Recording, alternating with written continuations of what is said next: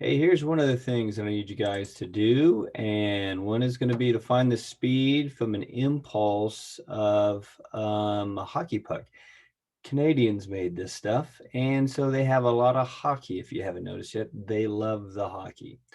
So, hey, there's a force, there's a time. What could you find from a force time graph, which is the area here? That's the impulse of the force times the time.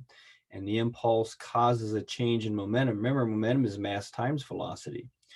So, long story short, we'll keep it in blue today.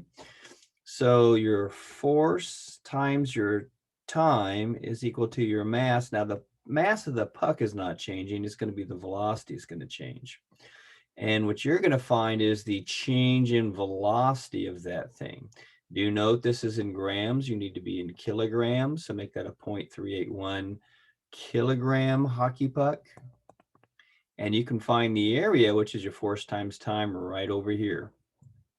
So that's 300, 320, 340, 360, maybe not quite 370, 360, I don't know, 8. That's a wild guess, isn't it?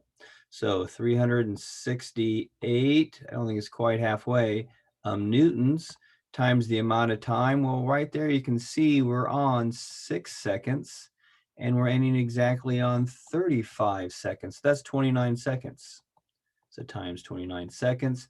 The mass is 0.38. I hope one, unfortunately, I wrote right over the thing, kilograms. And now you're just solving for the change in velocity.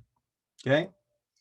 So in my case, the change in velocity is going to be the, wait for it, 368 times the 29 seconds divided by the 0.381.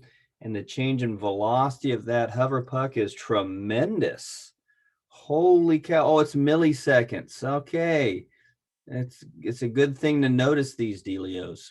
So that's not set. It's 0.029. I'm going to divide this by 1,000 because my answer was obviously crazy big. So the change in velocity then is going to be 28 meters per second. Okay. Not a negative. That's just a long equal sign there. So it was going one direction at some speeds. I don't know exactly what the story is. I forgot to read the first part. Whether it's a stick interacted with it, a stick put a force of 368 newtons for 0.029 seconds on that mass, causing it to increase by 28, which is over 60 miles per hour, a difference in velocity, or whether it hit the side of the rink and bounced back. I don't know. But let me stop my annotation here. And I'm ending this whole thing is, so it's my name, JJ Walker. Speed. I have a need for speed. 28 meters per second. And look at that. Here I am nailing life. All right. Actual speed 28. Yep, I nailed it. Oh, I was only off by 1 Newton. They think they're better than I am, I guess. All right, guys. That's what one thing you got to turn into the student view. Wait, there's more. All righty. So number 2.